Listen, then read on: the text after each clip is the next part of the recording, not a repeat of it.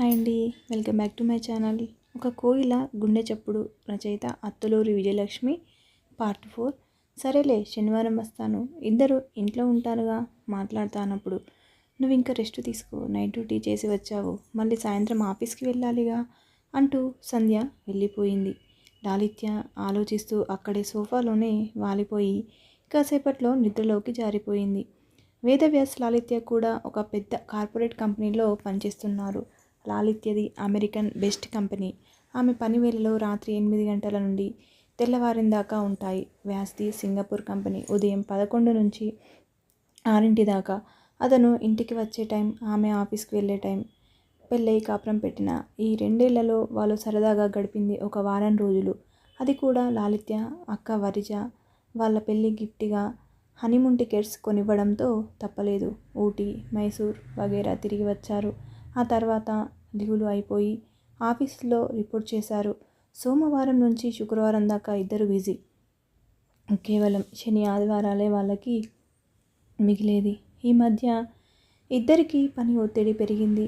చిరాకులు పరాకులు కూడా ఎక్కువైనాయి. ఒకళ్ళు సర్దుకుపోవడానికి ప్రయత్నించినా మరొకళ్ళ పంతాలతో గొడవలు వస్తున్నాయి. ఇది 4సారో 5సారో వాళ్ళు గొడవ పడడం. అందుకే లాలిత్య ఇద్దరికీ కుదరదని నిర్ణయించుకుంది. దానికి తోడు వ్యాస్ కూడా మనకి కుదరదు, విడాకులు తీసుకుందాం అనడంతో ఆమె ఖచ్చితమైన నిర్ణయానికి వచ్చి సంధ్యతో ప్రస్తావించింది. ఆ మర్నాటి నుంచి వ్యాస్తో పూర్తిగా మాటలు మానేసింది. ఇది జరిగిన 4వ రోజు ఉదయాన్నే వ్యాస్ తల్లి పవిత్ర విజయవాడ నుంచి సూట్ కేసుతో దిగింది. ముందుగా ఏమాత్రం తెలియజేయకుండా వచ్చిన తల్లిని చూసి ముందు ఆశ్చర్యపోయినా వెంటనే అమ్మ వచ్చింది, కడుపు నిండా తిండి తినవచ్చు అని మురిసిపోయాడు వ్యాస్. అదేంటత్తయ్య, ముందు కబురు పెడితే రిసీవ్ చేసుకునే వాళ్ళం కదా అంది లాలిత్య. అనుకోకుండా వచ్చానమ్మా, నా స్నేహితురాలి పెళ్ళి కుక్కట్పల్లిలో, అందుకని వాళ్ళతో వచ్చాను అంది పవిత్ర. ఆ తర్వాత ఆవిడ వంటగది హ్యాండోవర్ చేసుకుంది. వ్యాస్కి ఇడ్లీ, వడ, ఉప్మా లాంటి రకరకాల బ్రేక్ఫాస్ట్లు, మంచి వంటలతో క్యారేజీలు ఆవిడ వచ్చాక హాయిగా ఉంది. అలాగే కోడలికి కూడా వద్దన్నా వినకుండా రాత్రికి డిన్నర్ ఏం తింటావు, వద్దంటే ఇలా అంటూ పుల్కాలు కూర చేసి ఇస్తుంది పవిత్ర. తల్లి వచ్చాక వ్యాస్ కొంచెం త్వరగా రావడం మొదలుపెట్టాడు ఆఫీస్ నుంచి. లాలిత్య కూడా అత్తగారు ఉన్న ఈ 4 రోజులు త్వరగా వెళ్ళిపోతానని పర్మిషన్ తీసుకుంది ఆఫీస్లో. ఆవిడ సడన్గా రావడంతో వాళ్ళ విడాకుల చర్చ కొద్ది రోజులు వాయిదా పడింది. సంధ్యకి ఫోన్ చేసి విషయం వివరించింది. ఆవిడ వెళ్ళాక ఫోన్ చేస్తాను అని చెప్పింది లాలిత్య సాధారణంగా ఉదయం 5ంటికి వస్తుండేది. ఇప్పుడు 3ంటికల్లా క్యాబ్ దింపేస్తుంది. అంచేత 3 నుంచి ఉదయం 7 దాకా నిద్రపోయి లేంచేయడంతో లాలిత్యకి అనుకోకుండానే తెలియని ఉల్లాసం కలగసాగింది. ఉదయం వ్యాస్ ఆఫీస్కి వెళ్ళేలోగా అత్తగారితో కబుర్లు చెబుతూ వంటలో సాయం చేయడం, మధ్య మధ్య అనుకోకుండానే వ్యాస్తో మాటలు కలపడం జరిగింది. వ్యాస్లో కూడా నిర్లిప్తత, చిరాకు పోయి అటు తల్లితో ఇటు లాలిత్యతో కూడా సరదాగా మాట్లాడుతున్నాడు. తమాషాగా ఆ ఇంట్లో స్తబ్దత పోయి ఏదో ఉత్సాహం, చైతన్యం వచ్చినట్టుగా అనిపిస్తుంది ఇద్దరికీ. నిశ్శబ్దంగా ఉండే ఇంట్లో టీవీ మోగుతోంది. ఇంట్లో ఉన్నంతసేపు పవిత్ర ఏవో తినుబండారాలు సప్లై చేస్తూనే ఉంటుంది. శనివారం ఇద్దరికీ సెలవు రోజు. లాలిత్య కాసేపు అత్తగారికి వంటలో సాయం చేసి వచ్చి ల్యాప్టాప్ పెట్టుకొని కూర్చుంది. వ్యాస్ టీవీ చూస్తూ కూర్చున్నాడు. పవిత్ర వంట పూర్తి చేసి వచ్చి అంది, సెలవు పూట కూడా పనేంటమ్మా, కాసేపు రెస్ట్ తీసుకోవచ్చు కదా. లాలిత్య నవ్వింది. కార్పొరేట్ వాళ్ళకి సెలవులు, వర్కింగ్ డేస్ అన్నీ ఒకటే అత్తయ్య. కంపెనీ వాళ్ళు ఈ ల్యాప్టాప్ ఇచ్చింది 24 గంటలు పని చేయడానికే, తప్పదు. ఏం దిక్కుమాలిన ఉద్యోగమో, వేరే ఉద్యోగం చేసుకోవచ్చు కదా. మనకి కావలసినప్పుడు ఏం ఉద్యోగాలు దొరుకుతాయి అత్తయ్య, ఏ కంపెనీ అయినా ఇంతే. టెక్నికల్ జాబ్స్ ఇలాగే ఉంటాయి. ఆవిడేం మాట్లాడలేదు కొద్ది క్షణాలు. తర్వాత అంది, ఎక్కడికన్నా తీసుకెళ్ళకూడదు, నాకు విసుగ్గా ఉంది. సారీ అత్తయ్య, మీరు మీ అబ్బాయి వెళ్ళిరండి, నాకు చాలా పని ఉంది. వ్యాస్ చురుగ్గా చూశాడు ఆ మాటలకి. పదమ్మా, మనం వెడదాం అన్నాడు సోఫాలోంచి లేస్తూ. ఆవిడ పెదవి విరుస్తూ అంది. పోనీలేరా, ఆ అమ్మాయికి పని ఉందంటుంది. ఒక్కదాన్ని వదిలేసి ఎక్కడికి వెళ్దాం? లాలిత్యకి బాధనిపించింది. రాక రాక వచ్చిందావిడ. వచ్చిన దగ్గర నుంచి పాపం ఇంటెడు చాకిరీ మీదేసుకుని చేస్తోంది. ఒక్కరోజు ఆవిడ కోసం వేంచించకపోవడం ధర్మం కాదనిపించింది.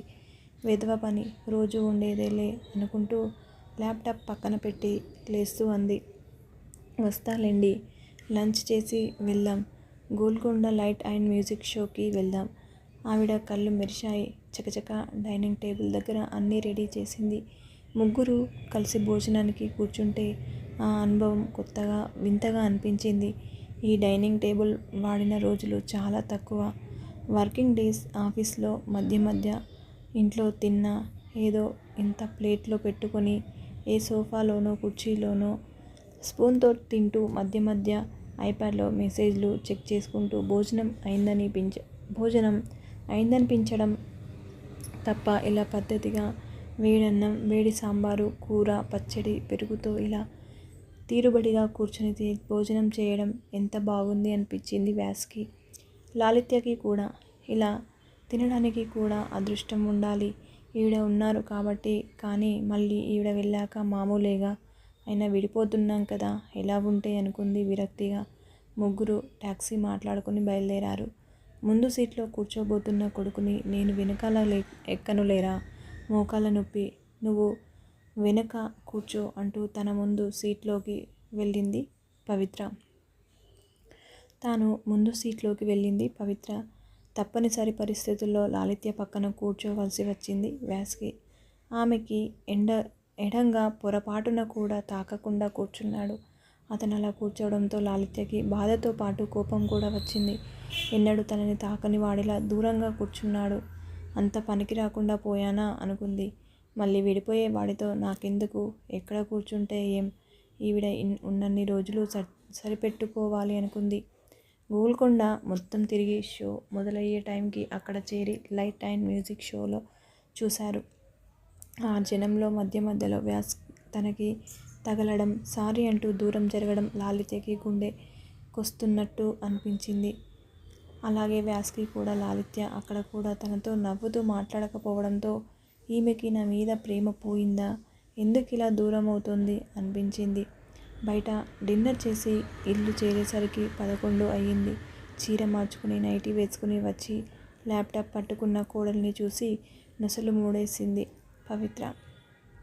పడుకో అమ్మా, పెందలాడే లేపుతాలే, అప్పుడు చేసుకో ఆ పని అంది ఆవలిస్తూ. చాలా పనుందత్తయ్య అంది లాలిత్య. ఉంటే ఉందిలే, రేపు ఆదివారమేగా, చెయ్యొచ్చు, పడుకో. ఆరోగ్యం పాడు చేసుకోకు.